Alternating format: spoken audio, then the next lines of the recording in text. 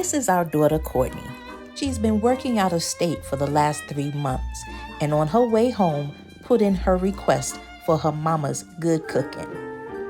It's chicken noodle soup, y'all. Follow along as I make this classic for Courtney.